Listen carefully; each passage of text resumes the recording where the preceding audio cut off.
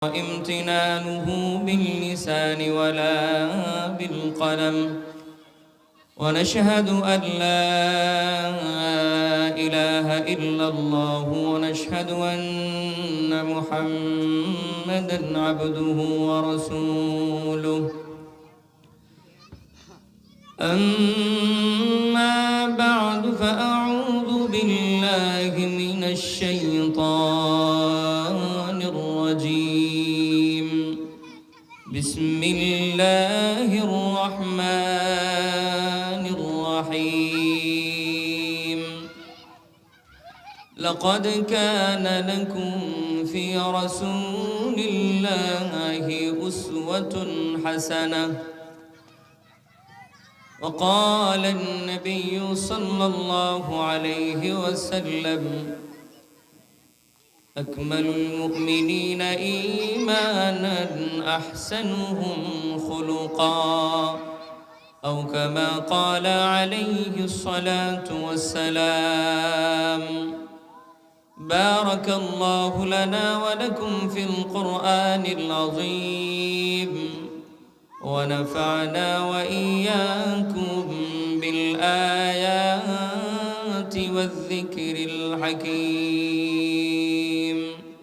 شكرا محبت رشاد درود إبراهيم بوري اللهم صل على محمد وعلى آل محمد كما صليت على إبراهيم وعلى آل إبراهيم إنك حميد مجيد اللهم بارك على محمد وعلى آل محمد كما باركت على إبراهيم وعلى آل إبراهيم إنك حميد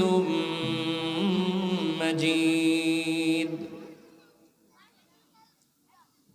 মুসলিম উম্মাহ যুব সংগঠন শাহবাজপুরের উদ্যোগে 2 দিন ব্যাপী ইসলামী মহাসম্মেলনের চলমান অধিবেশনের সম্মানিত সভাপতি সাহেব, উপস্থিত সম্মানিত মুসল্লিয়ান, আলোচনা শ্রবণরত শ্রদ্ধেয় মা এবং বোনেরা, আল্লাহ রাব্বুল আলামিনের দরবারে অসংখ্য অগণিত শুকরিয়া আদায় করি যিনি আমাদেরকে অত্যন্ত দয়া করে এই মুবারক মজলিস ইসলামী মহাসম্মেলনে দ্বীনি আলোচনা শোনার জন্য আসার এবং বসার তৌফিক দান করেছেন এবং প্রতি বছরের মতো এবছরেও আমাদেরকে এই আয়োজন করার তৌফিক দান করেছেন। সেজন্য সকলেই অন্তরের অন্তঃস্থল থেকে মহান রব্বুল আলামিনের দরবারে শুকরিয়া জ্ঞাপন করি, বলি আলহামদুলিল্লাহ।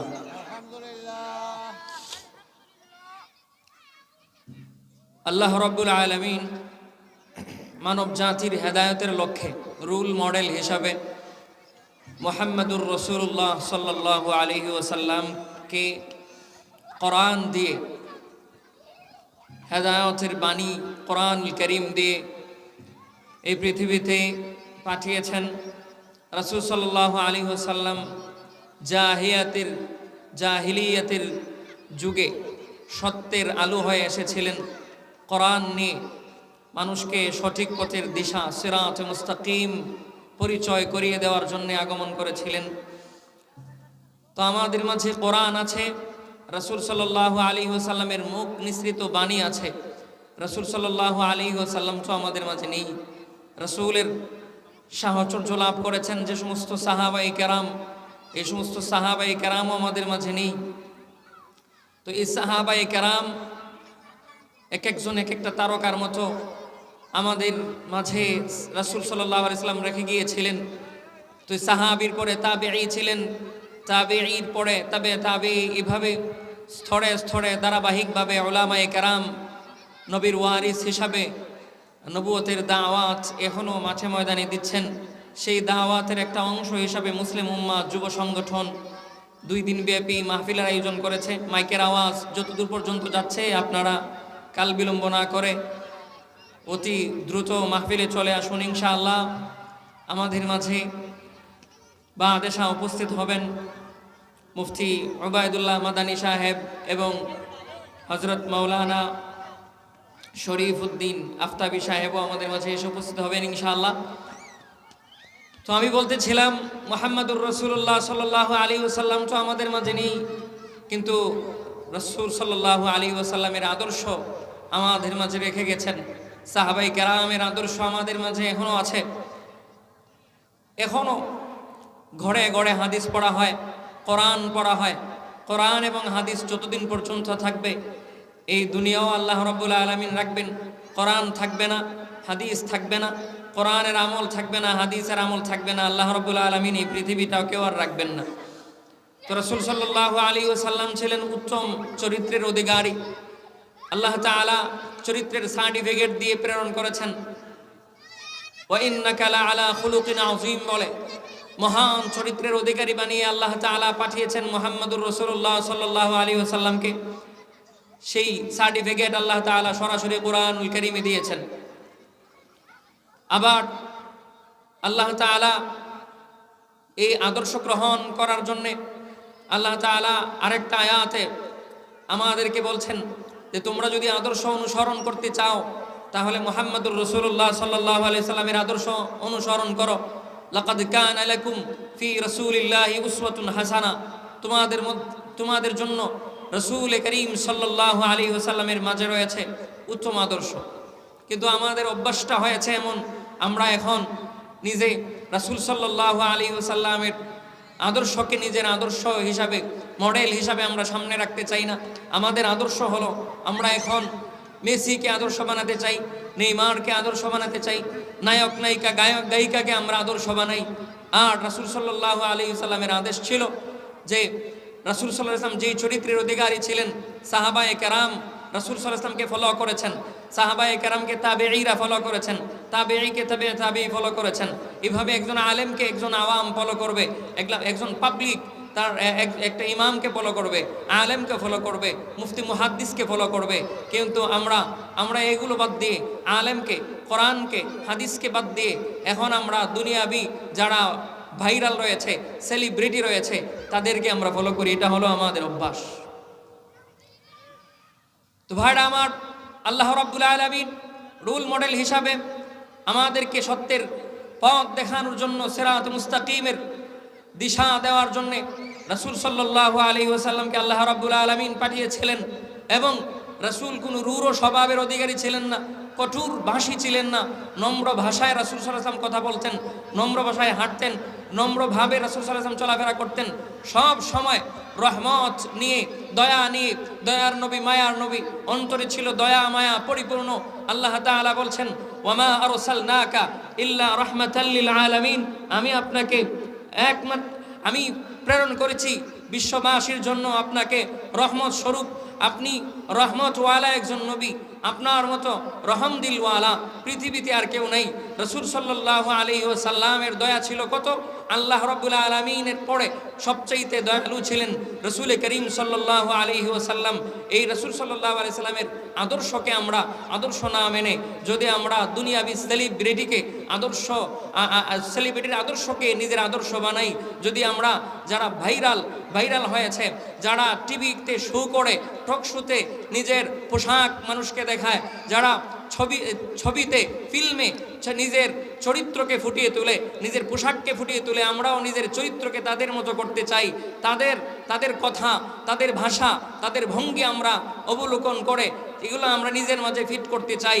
অথচ রাসূল সাল্লাল্লাহু আলাইহি ওয়াসাল্লামের চরিত্র কেমন ছিল, কিভাবে তিনি কথা বলতেন, কিভাবে তিনি চলতেন, কিভাবে হাঁটতেন, কিভাবে তিনি হাসতেন, কিভাবে মানুষের সাথে ব্যবহার করতেন, আচার আচরণ করতেন, কিভাবে ঘুমাতেন, কিভাবে উনি মসজিদে প্রবেশ করতেন, ঘরে প্রবেশ করতেন, বের হতেন, মসজিদে প্রবেশ করতেন, বের হতেন, প্রত্যেকটা কাজ ফলো করার কথা ছিল মুহাম্মদুর রাসূলুল্লাহ সাল্লাল্লাহু আলাইহি ওয়াসাল্লামের। এর উল্টা করে আমরা নিজেকে ধ্বংসের পথে ঠেলে দিচ্ছি। তো আল্লাহ রাব্বুল আলামিন কোরআনুল কারীমে বলছেন, মা আতাকুমুর রাসূলু ফাখুযুহু ওয়া মা নাহাকুম আনহু ফান্তাহু।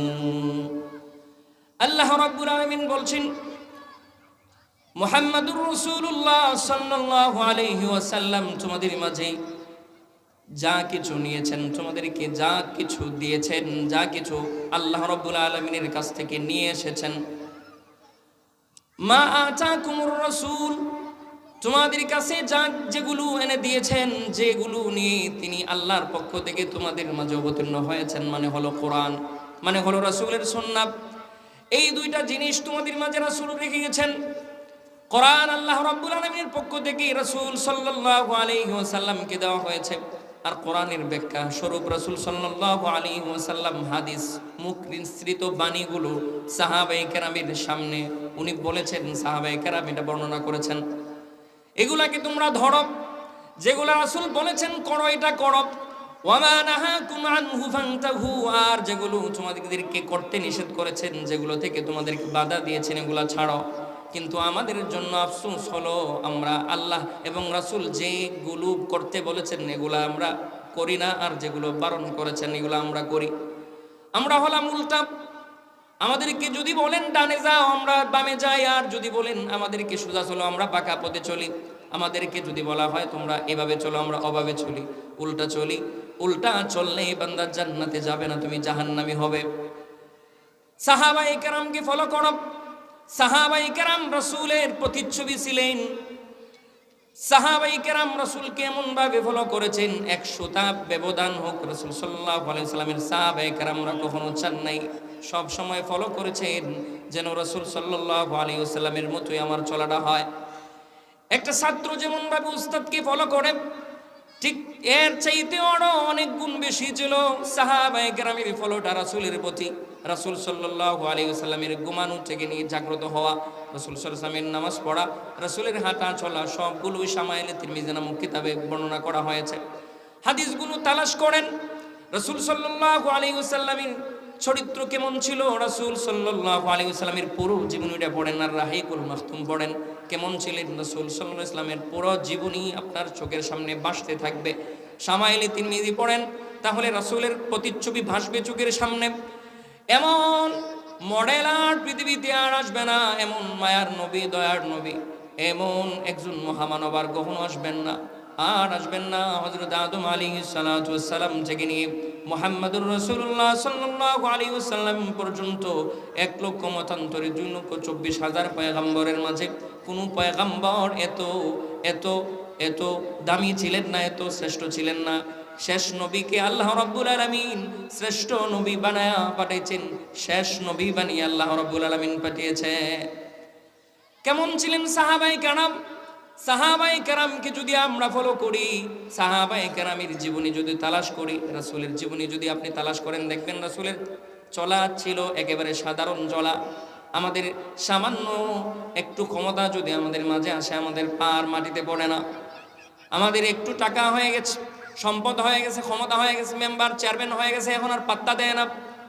নির্বাচনের আগে দেখবেন এদের অবস্থা হলো, এরা মাথায় টুপি দিবে, হাতে তাসবিহ নিবে, আর সব সময় এমন ভাব নিয়ে চলবে যেন তার মতো আল্লাহর ওলি আর পৃথিবীতে কেউ নেই। এবং মানুষের দ্বারে কাছে যাবে, মুসাফা করবে, মুআনাকা করবে, গালে চুমা দিবে, কপালে চুমা দিবে, এভাবে এমন আদর আপ্যায়ন করবে, আপনাকে পাইলে আপনাকে চা না খাওয়ায় ছাড়বে না, এমন হলো নেতার অবস্থা। সেবক কিন্তু পোস্টারের নিচেও দেখবেন জনগণের সেবা করার সুযোগ দেন, দিয়া দেখেন কেমন সেবা করে। কিন্তু আপনি যখন তাকে ভোটটা দিবেন, ভোট দেওয়ার পরে যখন নাকি দেখবেন সে নেতা হয়ে গেছে, ওই ঘোড়ার সে তার পার মাটিতে পড়ে না, তখন ফাজারো গাড়ি ছাড়া চলে না, এমন অবস্থা হলো। অথচ সাহাবায়ে কেরাম এমন ছিলেন, গভর্নর হয়েছেন। একটা এলাকার গভর্নর মানে হলো, বুঝিন, গভর্নর সাধারণ না, গভর্নর এক একটা এলাকার গভর্নর মানে হলো এক একটা মন্ত্রীর মর্যাদা। মন্ত্রী যেমন ভাবে যে মর্যাদায় যে আসনে থাকে, একটা গভর্নর তৎকালীন সময়ের চাইতে আরো দামি ছিলেন। এমন একজন গরিব গভর্নর সাহাবীর কাহিনী সংক্ষেপে বলি, উনার নাম হলো সাঈদ ইবনে আমের আল জুমাহি রাদিয়াল্লাহু তাআলা আনহু। একজন প্রসিদ্ধ সাহাবী ছিলেন। উনার একজন ভাই ছিলেন উকবা ইবনে আমের, উনিও ছিলেন বড় প্রসিদ্ধ একজন সাহাবী। এই সাঈদ ইবনে আমির জুমাহি সাধারণ একজন সাহাবী ছিলেন, উনি ছিলেন হিমসের গভর্নর। হযরত ওমর ইবনে খাত্তাব রাদিয়াল্লাহু আনহু উনাকে হিমসের গভর্নর বানায়া, এই হযরত ওমর ইবনে খাত্তাব রাদিয়াল্লাহু আনহু উনার শাসনামলে হযরত সাঈদ ইবনে আমির জুমাহিকে গভর্নর বানায়া পাঠাইলেন। উমর রাদিয়াল্লাহু আনহু ওই হিমসের লোকদেরকে বললেন, তোমরা একটা তালিকা বানায়া, দায়িত্বশীলদেরকে বললেন তোমাদের হিমসের যারা আছে এদের তালিকাটা আমার কাছে দিও। আমি একটা তালিকা করলে পরে এদেরকে কিছু বাতা আমি দিব। তখন দেখলো ওই তালিকার মাঝে ওই হিমসের গভর্নর সাঈদ ইবনে আমির আল জুমাহির নামটাও আছে। উমর রাদিয়াল্লাহু আনহু আশ্চর্য হয়ে গেলেন, আরে এটা কোন সাঈদ, এটা কোন সাঈদ? তখন দায়িত্বশীলরা বলল, ও আমিরুল মুমিনিন, এটা হলো হিমসের গভর্নর সাঈদ ইবনে আমির জুমাহি। উনি বললেন, তোমাদের গভর্নরও কি গরিব নাকি? তারা বলল, অবশ্যই, এমনও সময় যায় উনি নিজে অনাহারে কাটায়া দেয়, কোনো রকম কষ্ট করে শুকনা রুটি খায়া চলে, বেশভূষা সাধারণ, কোনো রকম ভাবে জীবনযাপন করে, এমন একটা অবস্থা। হযরত উমর ইবনে খাত্তাব রাদিয়াল্লাহু আনহু আশ্চর্যান্বিত হয়ে গেলেন। হযরত উমর ইবনে খাত্তাব কিছু পুটলা, উনি ছোট ছোট পুটলাগুলো পাঠাইয়া দিলেন গরিবদের জন্য, আর আরেকটা পার্সোনাল একটা পুটলা হযরত সাঈদ ইবনে আমির জুমাহির কাছে পাঠাইয়া দিলেন, নিয়ে দিবে। যখন দায়িত্বশীলেরা যখন উমর ইবনে খাত্তাব রাদিয়াল্লাহু আনহুর কাছ থেকে সাঈদ ইবনে আমির জুমাহির কাছে গেল, গিয়া যখন ওই পুটলাটা দিল, উনি খুললেন, খুলে দেখলেন ওটার মধ্যে দিনার আছে। উনি তখন সাথে সাথে বললেন, ইন্না লিল্লাহি ওয়া ইন্না ইলাইহি রাজিউন। মনে হচ্ছে যেন দুর্ঘটনা ঘটে গেছে। তখন এটা দেখে হযরত সাঈদ ইবনে আমির জুমাহি বললেন, তখন ওনার স্ত্রী ছিলেন পার্শ্ববর্তী একটা রুমে, উনি বলেন, কি হয়েছে? আমিরুল মুমিনিন উমর মারা গেছেন নাকি? বলে, না, মারা যায় নাই। এর চাইতে আরো বড় কোনো খবর, এর চাইতে বড় আর কোনো দুর্ঘটনা ঘটছে নাকি? বলে, না, এর চাইতে বড় কোনো দুর্ঘটনা ঘটে নাই। তাহলে আপনি কেন ইন্না লিল্লাহ পড়ছেন? বলে, এই যে সম্পদ আসছে, এই সম্পদটা আসার কারণে আমার মনে হয়েছে যেন আমার উপর একটা বিপদ এসে পড়ছে। আমি দুনিয়ার জন্য পাগল হয়ে যাব। এই সম্পদগুলো আমাকে দেওয়া হয়েছে, আমি এখন দুনিয়ামুখী হয়ে যাব। আমার আর পরকাল থেকে আমাকে মুখ ফিরিয়ে ফেলবে এই সম্পদ। এই জন্য আমি মুসিবতে পড়েছি, আর পড়েছি ইন্না লিল্লাহ। তখন দায়িত্বশীলেরা হযরত উমর রাদিয়াল্লাহু আনহুর কাছে সব খবরই যায়, পৌঁছে।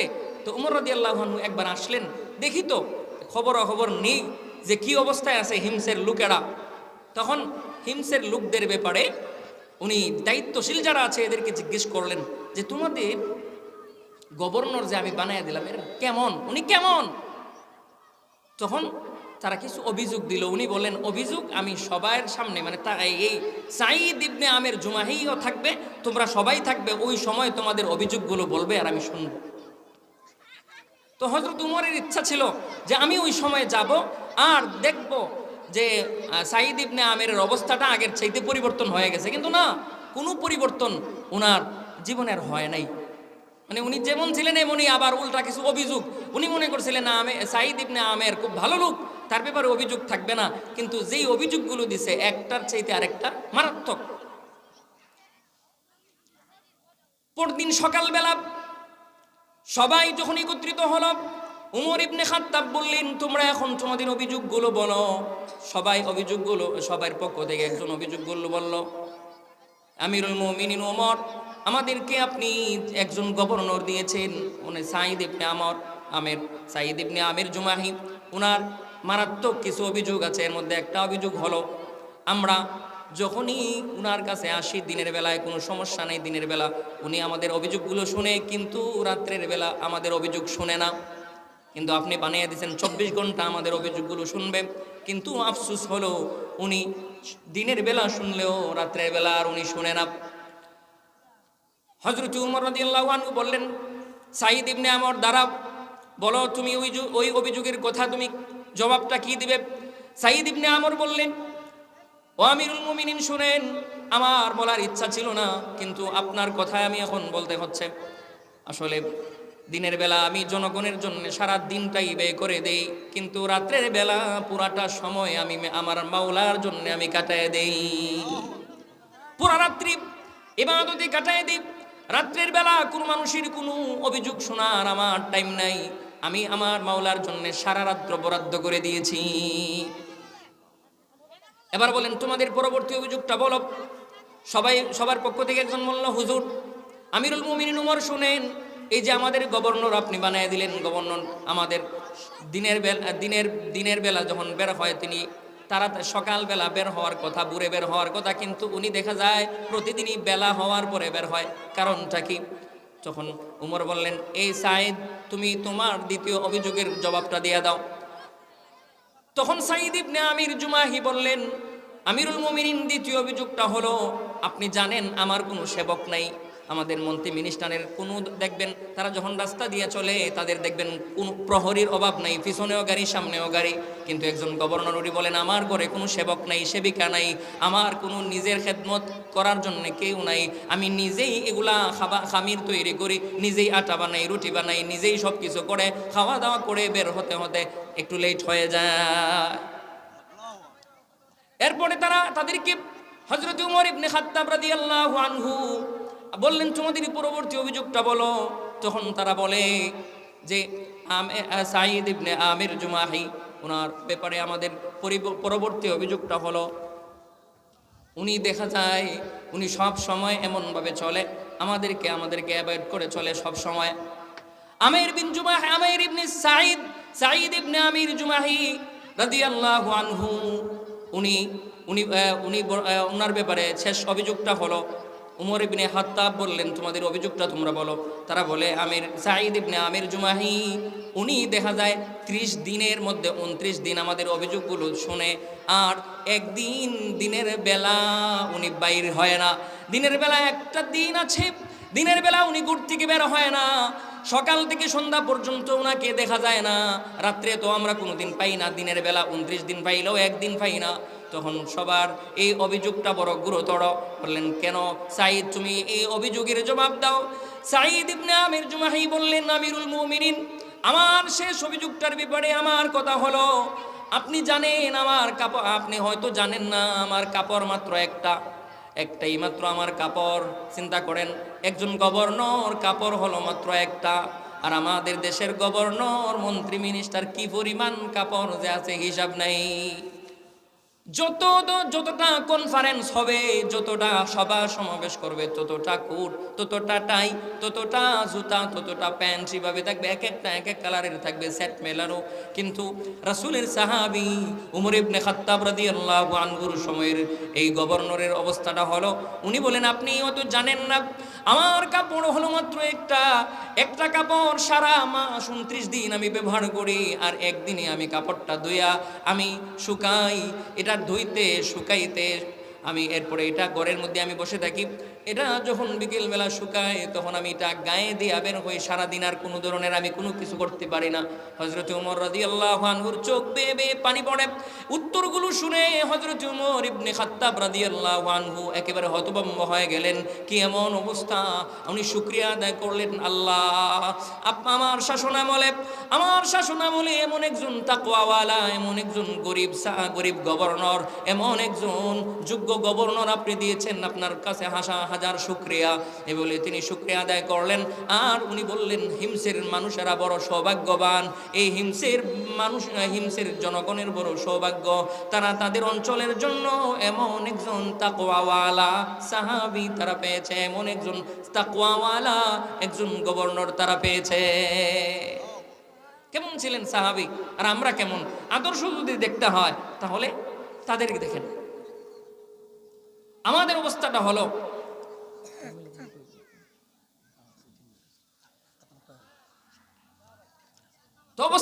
আমাদের এমন, সময় কিন্তু কম, 7টা পর্যন্ত 2-3 মিনিট সময় আছে।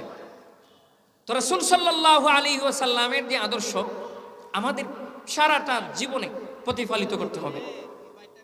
আমরা যখন ঘর থেকে বের হই তখন আমাদের বেশভূষাটা এমন থাকতে হবে, সুন্নতি ড্রেস। আবওয়াবুল লিবাস, তিরমিজি শরীফ, কিতাবুল লিবাস, বুখারী শরীফ, যত হাদিসের কিতাব আছে ওখানে লিবাসের একটা অধ্যায় আছে, কোন পোশাকটা পরবেন। লিবাসুত তাকওয়া যালিকা খায়র, তাকওয়ার যে লিবাস আছে, যেই লিবাসটা পরলে পরে দেখেন কোনো টিভি দেখতে যদি পাঞ্জাবি লাগায় হুজুর যায় কইবা আরে হুজুর হুজুর হুজুর হুজুরে কি এটা দেখবো, মানে সবার জন্যই হারাম। কিন্তু হুজুর এই পোশাক নিয়ে ওইখানে, হুজুরের দাড়ি হুজুরের এই বেশভূষা নিয়ে ওইখানে যাওয়া, এটা কোনোভাবেই মানানসই না। মানে এটি হলো তাকওয়ার পোশাক, যে পোশাক দেখলে সম্মান করবে।